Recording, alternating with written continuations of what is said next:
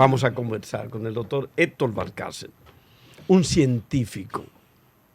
No es solo un médico, un doctor que ha salvado muchas vidas y a lo que muchos de nosotros, incluyendo parte de este equipo, le está eternamente agradecido, sino que con su orientación puntual en momentos difíciles del país,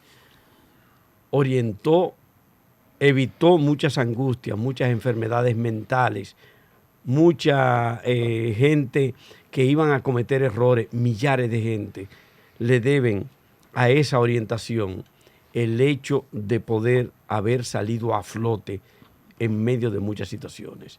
Hoy nosotros vamos a conversar, entre otras cosas, con un científico como él, acerca del cólera y el dengue. Bienvenido, doctor. Muy buenos días. Luego de esa introducción, ahora lo que yo estoy asustado, pero muchísimas gracias realmente. Muchas gracias por esas palabras. Miren, entiendo que además de hablar de cólera y de dengue, también tenemos que comenzar a hablar de un proceso que en los últimos días ha estado copando cierta preocupación en las personas, que es específicamente la influenza. Hay un proceso respiratorio, varias personas que se han diagnosticado con influenza en este momento y que sabemos que es una enfermedad cíclica dada la situación de ser un país turístico. Entonces, en este sentido, creo que debemos hablar un poquitito también sobre el tema, si el tiempo da, porque sabemos que el cólera es una patología que se conoce ya en República Dominicana, que en este momento está afectando a Haití y que ya en una ocasión habíamos conversado que en países que tienen inestabilidad social, inestabilidad económica, inestabilidad a todos los niveles, eso lleva a que muchas enfermedades que anteriormente no existían en ese territorio aparezcan.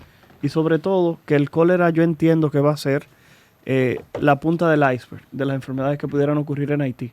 Y creo que la República Dominicana debe tomar medidas y ser un poquitito más agresivo en cuanto a lo que tiene que hacer con el proceso de vacunación, no solamente en la frontera, sino en todos los lugares, porque, repito, ya lo observamos en Siria, lo observamos en Afganistán, que cada vez que hay refugiados, bajan los esquemas de vacunación, la cantidad de personas que reciben las mismas y surgen enfermedades. Ya en Nueva York vimos lo que ocurrió en un condado donde solamente el 65% estaba vacunado contra la poliomielitis y apareció un caso de polio luego de no haberse reportado ninguno en 20 años y aparece justamente un caso porque el esquema de vacunación simplemente cayó en ese lugar. Aunque parecería llover sobre mojado, vamos a empezar la conversación con una breve explicación de qué es el cólera, para que aquellos que pudieran no saberlo, no entenderlo, no apreciarlo, no comprender la magnitud de lo que se está hablando, lo puedan entender. Miren, el cólera es una enfermedad infectocontagiosa causada por una bacteria que se llama Vibrio cholerae. Esta es una bacteria que habitualmente contamina agua y alimentos. Como ustedes bien decían, venía escuchando el emisor, ustedes pasaron un resumen de un organismo de comunicación internacional que daba pie o daba paso a la situación que tienen en Haití, donde las personas no tienen disponibilidad ni de combustible para poder hervir el agua, ni tienen tampoco acceso a lo que son las aguas ya tratadas por parte de los diferentes organismos o las diferentes empresas que distribuyen este tipo de insumos.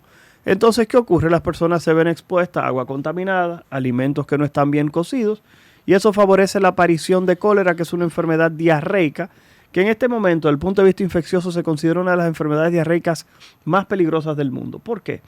Porque es una enfermedad que puede llegar a que una persona pierda hasta 200 cc de líquido por cada evacuación que tiene. Y cuando uno calcula que con el cólera una persona puede tener de 10 a 20 evacuaciones en una hora, entonces usted calcula que una persona con 10 deposiciones en una hora, esa persona en una hora está perdiendo 2 litros de agua, cuando usted sabe que de sangre tenemos 5. Entonces, en este sentido, es una de esas patologías que puede provocar la muerte tan rápido como 5 horas. Hay casos descritos de personas que han tenido cólera y a las 5 horas murieron.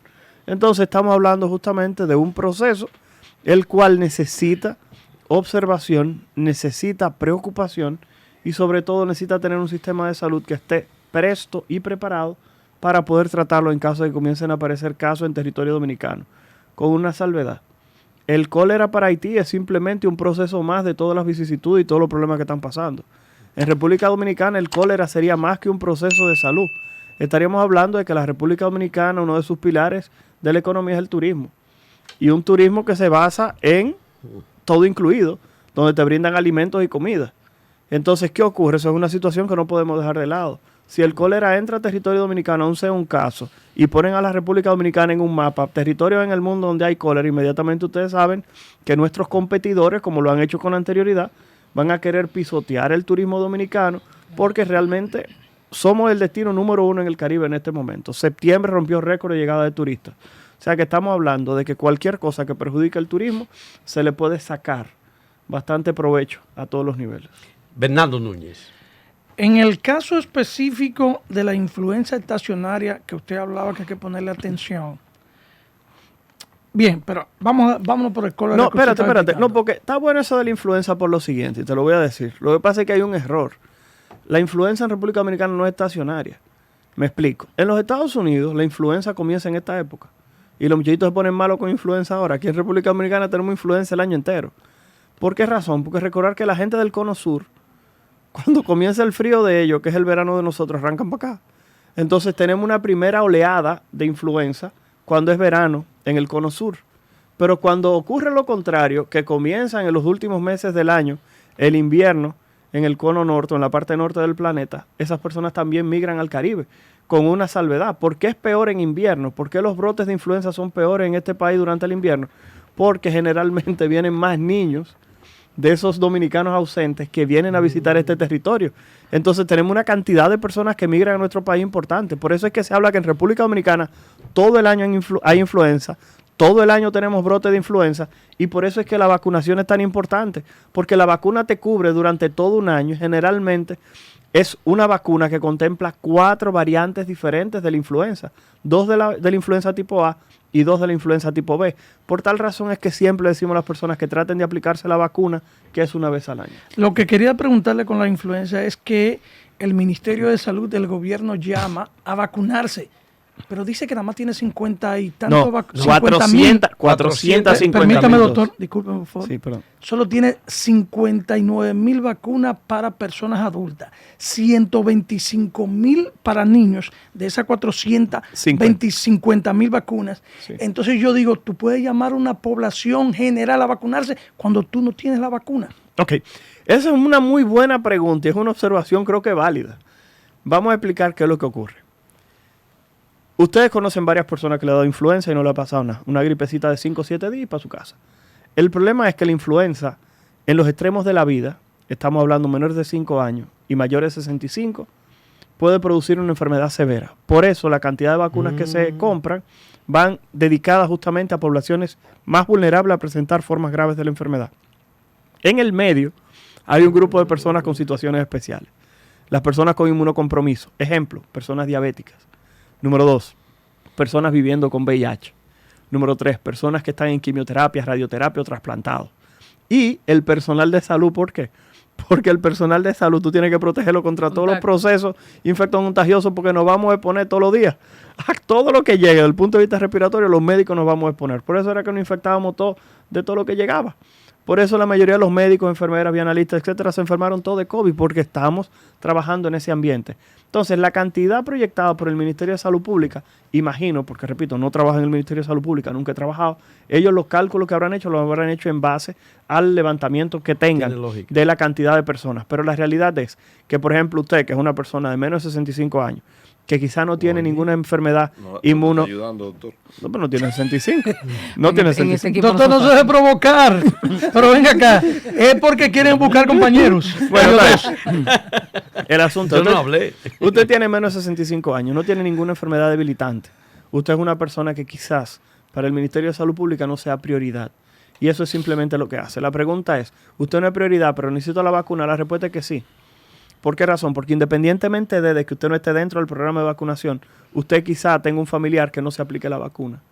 Entonces, cuando usted se protege, usted también protege a su entorno, que es algo que con el coronavirus en algún momento se trató de promocionar, que era lo de la inmunidad de rebaño. En este caso en particular, mientras menos personas enfermen, la cadena simplemente se va a cortar. Y eso es lo que se quiere con el proceso de vacunación. Repitiendo, los más jóvenes, menores de 5 años, los más adultos, más de 65, las embarazadas, un grupo extremadamente importante que se vacune, casi el 50% de todas las muertes por influenza. En los eventos donde han ocurrido brotes de influenza, las embarazadas tienden a ocupar ese sitial.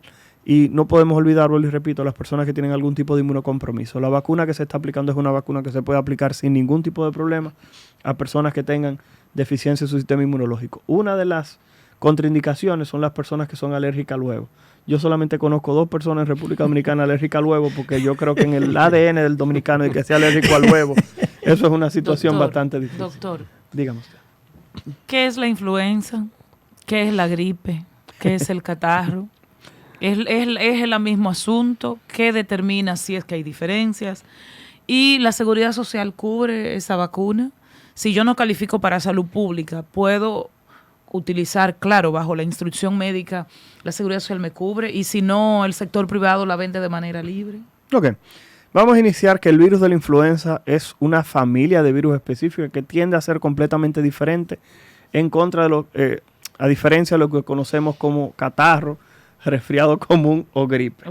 Reconocer que los agentes causales más frecuentes del resfriado común o gripe, que es como llamaremos en este momento, son 2 tipos de virus, que se llaman rinovirus y coronavirus, pero no el coronavirus del 2019, sino un grupito de 4 coronavirus por ahí que producen gripecitas sin grandes complicaciones. El problema es que estas enfermedades tienden a ser autolimitadas, son procesos respiratorios que generalmente, si las personas no tienen debilidad, desaparecen solo. Yo relajo que si usted quiere mejorarse rápido, usted toma sopa de pollo. La gente que toma sopa de pollo, en lugar de durarle 7 días la gripe, nada más le dura 1 semana. Así que ya usted sabe. ¿A qué? Sí, en lugar de 7 días, nada más le dura 1 semana. Exactamente. A la sopa de pollo. Se lo digo porque la gente tiene muchísimos remedios para la gripe. Pero la realidad es que la influenza es un proceso. Esa gripecita se va. Claro, es un proceso que desaparece sin grandes contratiempos. Pero la influenza sí es un proceso respiratorio causado por un virus. Es una gripe mala, entonces. Exacto. Hasta la sopa de pollo de la madre. Esa es la gripe mala. Yo le comento, justamente yo acabo de subir a mi Instagram. Okay, subí a mi Instagram justamente algo que decía eso. Esa gripe mala que tienes el día de hoy podría ser influenza y debes cuidarte por lo que estamos repitiendo.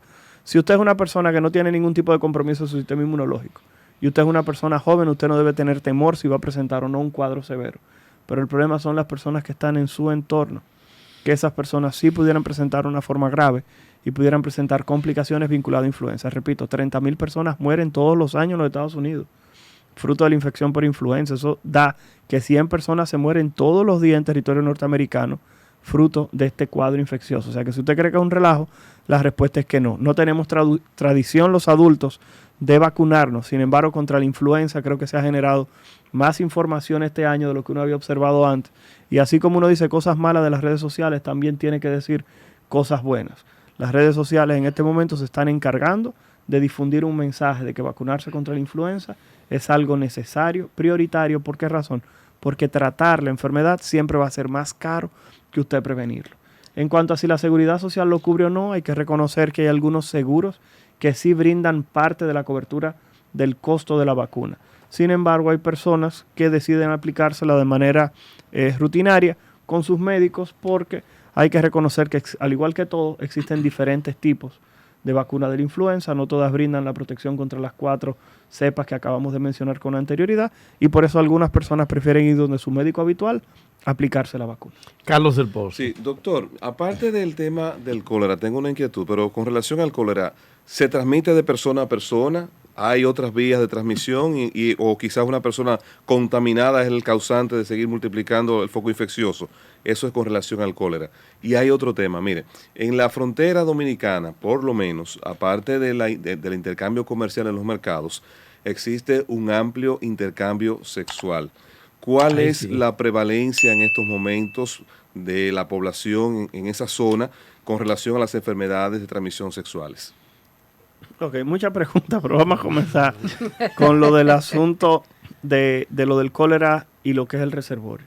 Se supone que en la naturaleza no existe ningún tipo de agente que se haya reconocido como el reservorio propio del cólera. Hay un grupo de personas que es cerca del 5% que se infectan con el cólera y no presentan síntomas. O sea, una persona pudiera estar aquí sentado, tener cólera, excretarlo en las heces, pero no tener ningún tipo de manifestación, o sea, no tener diarrea. Eso ocurre y esa persona puede servir como un agente de transmisión de los eventos. Lo otro es que no todos los pacientes con cólera van a presentar formas graves, pero el que presente formas graves es una persona que va a tener un proceso que le puede quitar la vida. El periodo de incubación del cólera va desde 12 horas hasta 5 días. Eso es lo habitual. Lo que quiere ha dicho que usted se puede comer un pastelito en la calle a las 7 de la mañana y ya a las 7 de la noche comenzar el proceso diarreico. Entonces estamos hablando de una enfermedad que el periodo de incubación o para subclínico antes de que aparezcan las manifestaciones es muy corto. Hay otra situación que pone en riesgo a las personas. Esta es una bacteria que el ácido del estómago la mata. Entonces, si usted ingiere un poquitito de cólera, usted pudiera con el ácido de su estómago quizá inhibirlo. Sin embargo, estamos viviendo en una época en la cual todo el mundo bebe medicamentos para disminuir la producción de ácido. Creo que todo el mundo que está aquí sentado en la mesa se bebe, discúlpenme, voy a mencionar, no es un nombre comercial, pero bebe omeprazol o bebe someprazol para un dolorcito de estómago. Por cualquier cosita. Sí. Por cualquier cosa. Entonces ese tipo de medicamentos puede justamente disminuir, puede aumentar, la probabilidad de que usted se infecte con el cólera. En cuanto a lo de las infecciones de transmisión sexual a nivel de la frontera, creo que van a tener que invitar a la doctora Mónica Torman, la directora de la Dirección General de Control de Infecciones de Transmisión Sexual y SIDA, porque lo desconozco. Lo que sí sabemos es que en República Dominicana existe una prevalencia de VIH de cerca del 0.8%. Eso significa que de 8 de cada 1,000 dominicanos entre 14 y 49 años de edad tienen esta condición de salud, que se estima que en República Dominicana hay cerca de 74,000 personas viviendo con VIH en este momento y que en Haití esas cifras son superiores, eso lo sabe todo el mundo, pero la realidad es que las infecciones de transmisión sexual en los últimos meses han presentado un incremento por muchísimas razones, desde lo que es que se rompió el aislamiento que teníamos, hasta el hecho de que lo que es la publicidad que se daba frente a estos procesos creo que ha disminuido un poco, sobre todo desde que la infección por el virus de inmunodeficiencia humana dejó de ser una sentencia de muerte obligatoria como era en el pasado, porque sabemos que el tratamiento antirretroviral, los medicamentos contra el VIH, son fármacos que aumentan las expectativas de vida de una persona, igual que si esa persona tuviera o no tuviese VIH. Y que aquí se suspendió la entrega de esos medicamentos por un tiempo. Joana Parra. Doctor, saliendo un poco del VIH y entrando a 2 puntos, el cólera, que ya usted ha profundizado, y el dengue. Claro. En primer punto, el cólera, usted como un profesional de la salud, como una persona que tiene que ver con estos temas infectocontagiosos, ¿cuál es la sugerencia con relación a una frontera que un día está abierta por intercambio comercial, un día está cerrada? ¿Cuál es, y con una amenaza latente de que tenga que sellarse por una razón u otra, o de que tenga una embestida si ocurre una ocupación militar en Haití?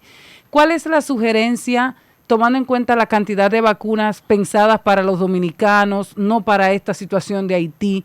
¿Cuál es la sugerencia para las autoridades de salud en esa zona fronteriza? Eso es lo primero. Y lo segundo es el impacto que está teniendo el dengue en la República Dominicana.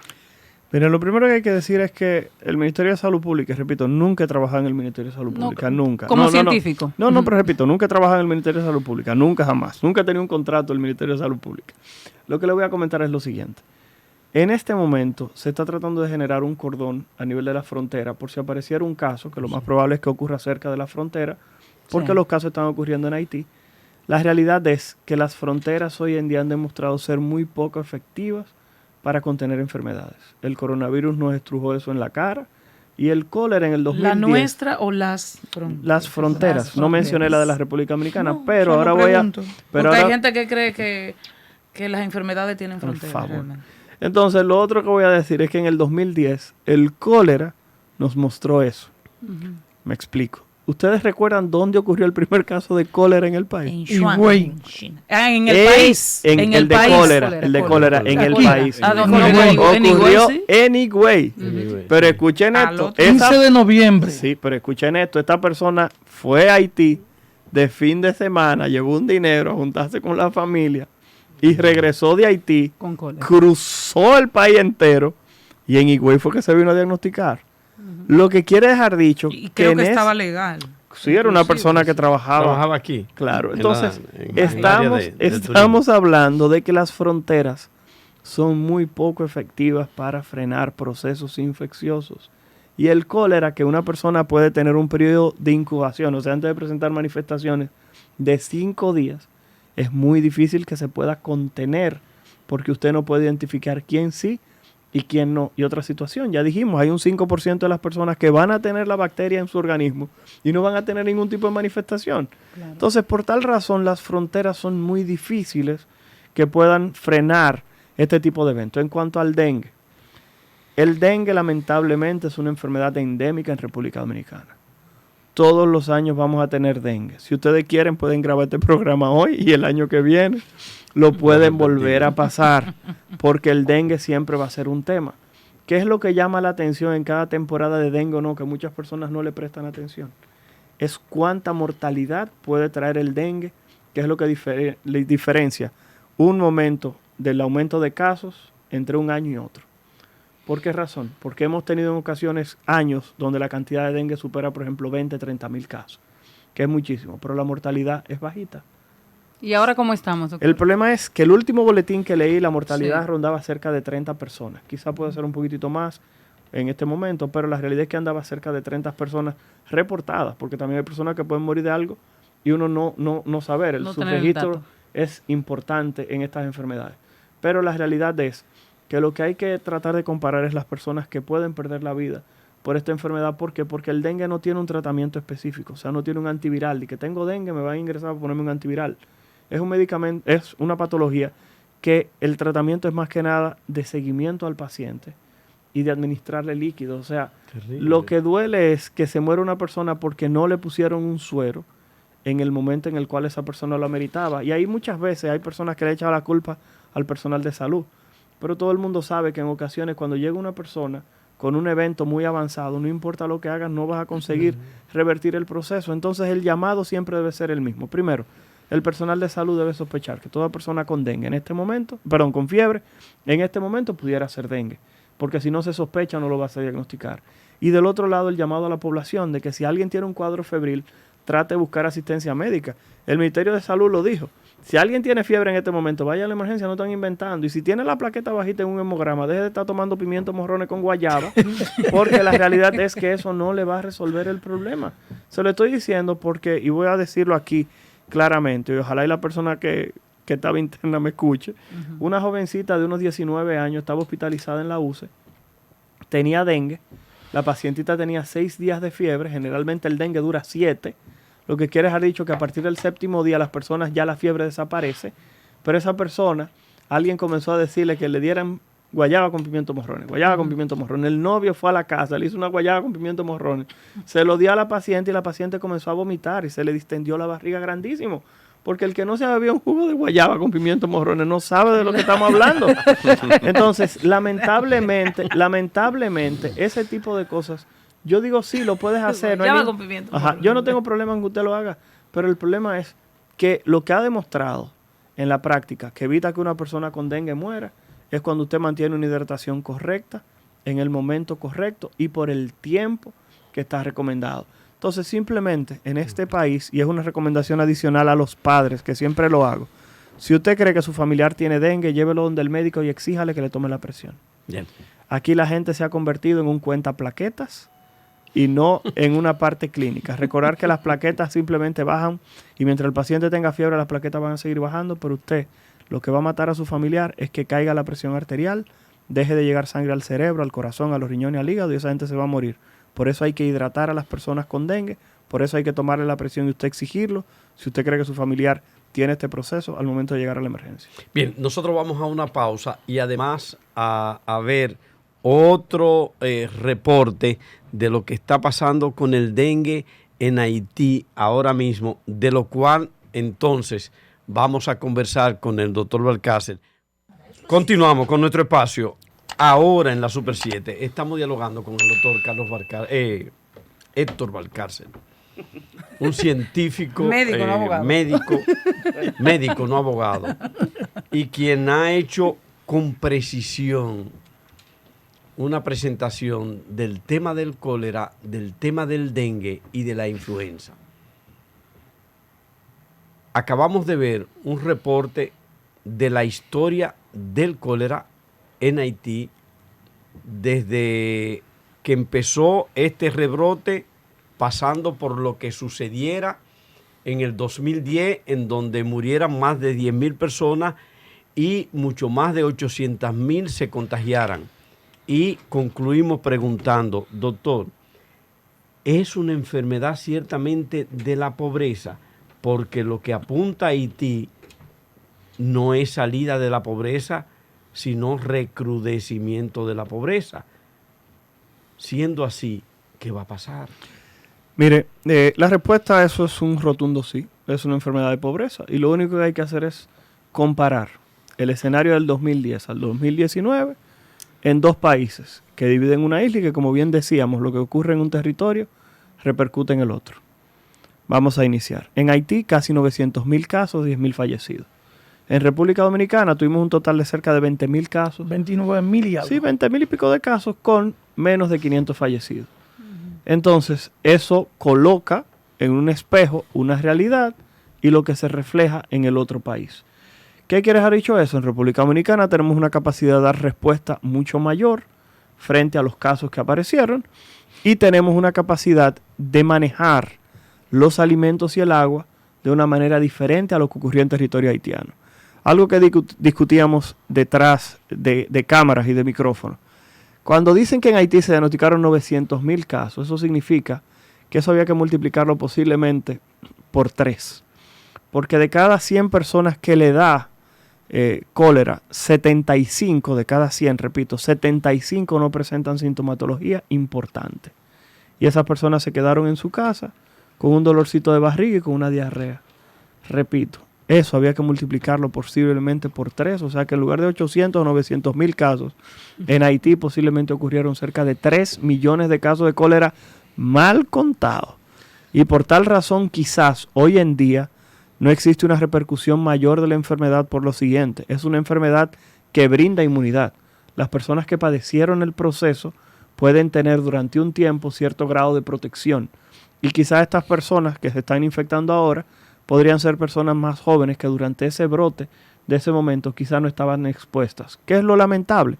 Que esta es una enfermedad que, al igual que todas, ataca de manera más agresiva a las personas que tienen menor probabilidad de defenderse, como son los niños y los adultos mayores, que tienen mayor probabilidad de morir. Pero si la pregunta ¿es una enfermedad de pobreza? La respuesta es que sí. Si no, pregunten en la India y en los países de África. Pobreza por su vínculo con el tema higiene. Claro y el que sí, acceso al agua. claro que sí, el acceso O sea, al no agua por y a la los condición alimentos. de no tener No, claro que no. Eso lo que tiene que ver es que esas personas, por ejemplo, tienen que buscar agua en un río y que el agua de los ríos se pueda contaminar porque las personas estén defecando en ríos y cañadas y eso contamine el agua de ese río.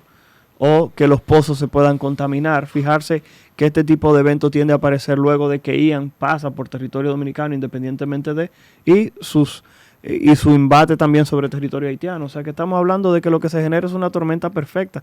Si en Haití por mano de sabrá mismo. quién ocurre algún fenómeno natural en este momento, ¿qué ustedes creen que va a pasar?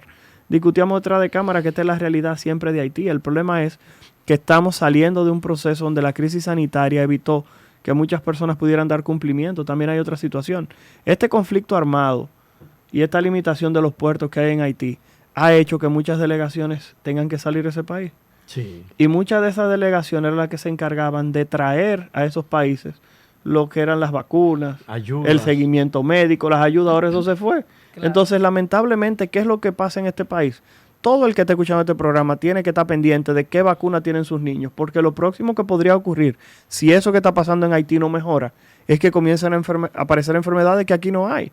Y yo mencioné, por ejemplo, el caso del sarampión. Hay médicos, señores, en este país que se han graduado de médico y no han visto un sarampión. Porque en este país tenemos 20 años sin sarampión. Rubeola. Rubeola, ¿hace cuánto que la gente no ve eso? Entonces, Sí. estamos hablando de que la realidad es que en Haití se está dando un caldo de cultivo para que comiencen a aparecer muchísimas enfermedades. A nivel que tienes razón. Las fronteras no han servido nunca para detener una enfermedad. Doctor, Carlos en del el Pozo. caso del cólera, tratamiento, ¿por qué tiempo? Y si tenemos medicamentos disponibles en República Dominicana para tratarlo. Esa es una excelente pregunta porque el tratamiento principal del cólera es hidratación. Si a usted le da cólera y usted sobrevive 5 días solamente pasándole líquido, que cada vez que usted va al baño le reponen esos líquidos, ya sea con suero de hidratación oral o ya sea con un suero por las venas, usted se salva porque desaparece sola la enfermedad. Los antibióticos que ustedes ven que dicen, van a donar antibióticos, eso es una sola dosis de antibióticos. Y lo que hace es que reduce. Si quizá usted iba a durar 5 días malito, dura 3. o dura 2,5. Pero no es que hace que la persona se cure de que por arte de magia. Repito, los antibióticos acortan el proceso y evitan que las personas duren más tiempo excretando la bacteria por las heces, pero no es verdad que es mágico. Y no es obligado que usted tiene que beber tampoco esos antibióticos para curarse. Usted se puede curar, repito, si pasaron 5 a 6 días y usted no se murió, el cólera no lo mató y usted lo hidrataron de manera correcta, esa diarrea va a desaparecer O sea que sola. la clave es el contagio. diagnóstico. El diagnóstico, pensarlo y el tratamiento con líquido, porque era lo que estaba diciendo, o sea, el cólera es capaz de matarte en 5 horas. Estamos hablando que, y el periodo de incubación es corto. Entonces, en este momento, el Ministerio de Salud Pública hizo un llamado. Cualquier persona con evacuaciones líquidas importantes, el médico, el personal de salud y esa familia tiene que sospechar que pudiera ser cólera. Contagio. El contagio, ¿Cómo se contagia? el contagio fue algo que quedó fuera del otro bloque. El contagio es entrar en contacto con agua o alimentos que estén contaminados con heces que tengan la presencia de la bacteria. Lamentablemente, esta bacteria puede ser trasladada hasta por insectos. Hasta las moscas se han reconocido como agentes que pueden, si se posan sobre heces fecales y después se posan en los alimentos, hasta las moscas se han asociado a transmisión de este proceso. Convivir Y con entonces, uno, ¿qué con uno podemos que hacer? esté contagiado. Sí, Convivir el con problema, uno, sí, ¿cómo? claro que sí, el problema es que una persona con cólera que esté en un hogar, reconocer que las heces de esa persona son contagiosas. Si estamos hablando de que una persona que evacúe 10 veces con cólera, es una persona que va a perder el conocimiento casi seguro. Es una persona que usted va a tener que tirársela al hombro, va a tener que cargarlo. Estamos hablando de que 10 deposiciones de una persona con cólera son 2 litros que esa persona perdió. En un Es solo baño. En un solo baño. Entonces, ¿qué ocurre? Hay que entender que ese baño va a haber que desinfectarlo, esa persona va a tener que estar en observación, posiblemente... Un protocolo parecido, quizás con menos parafernaria, pero parecido al del COVID. En No, el sentido no. de que debo ponerme guantes, de que debo ponerme un traje de astronauta. claro que no, claro Digo, que y no. pregunto yo, No, no.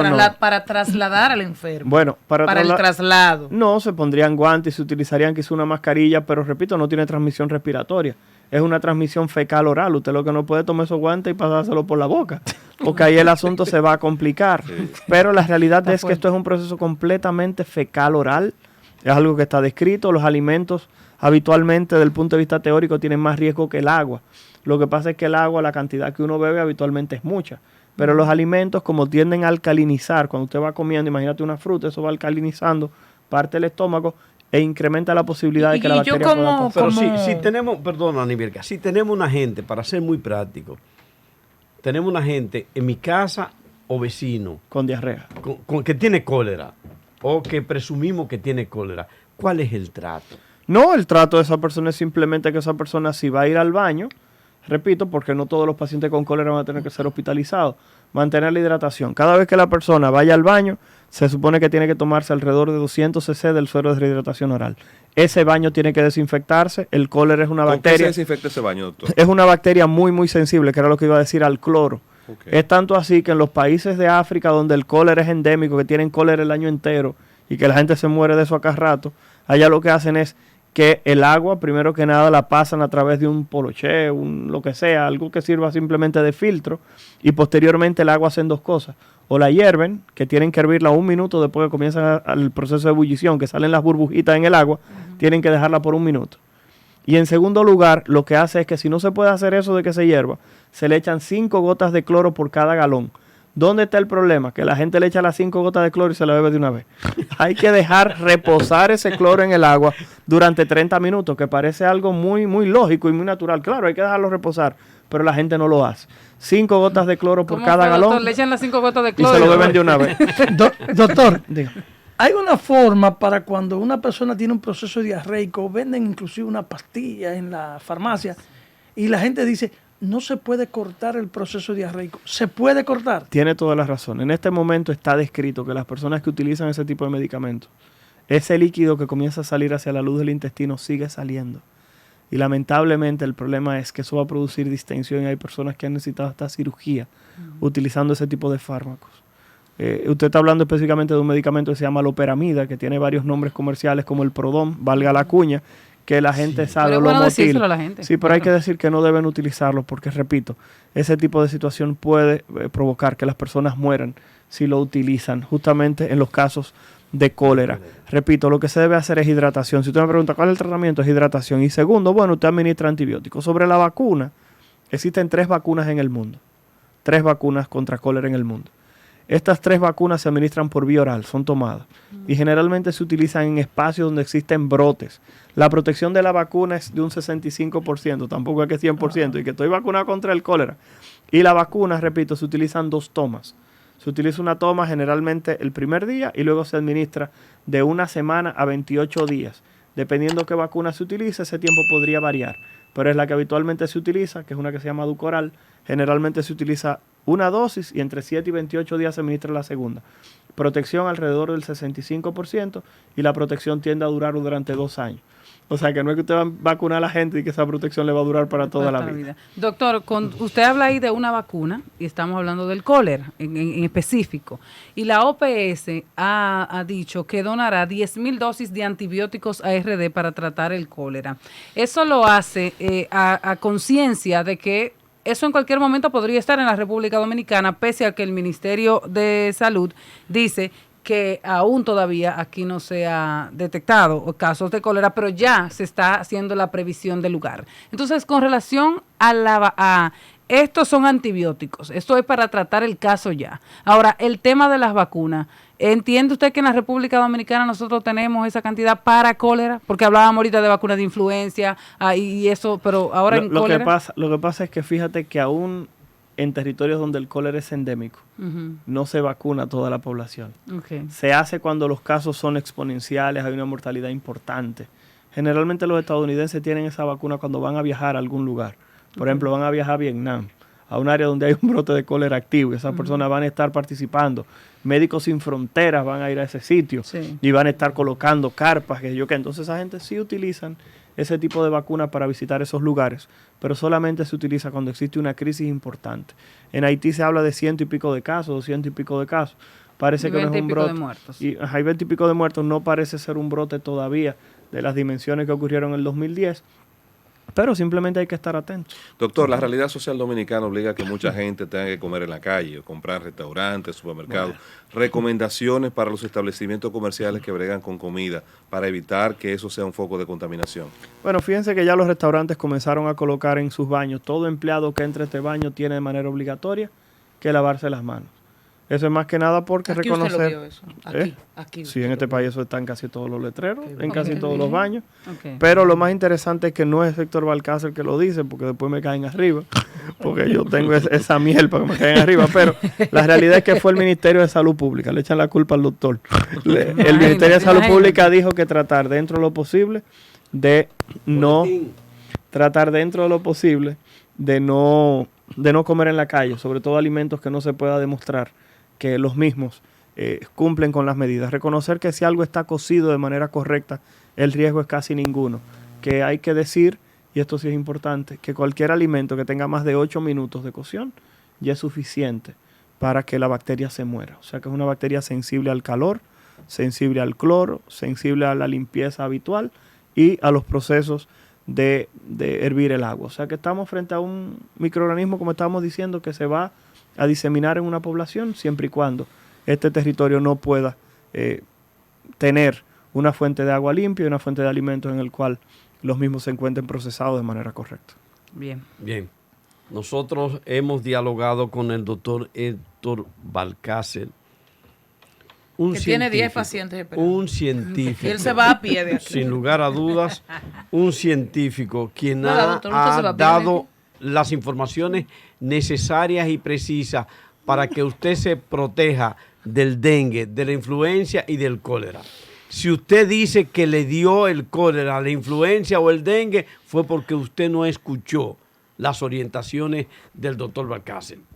Y si requiere de él le ha salvado la vida por lo menos a 2 de los miembros de este equipo. Bueno.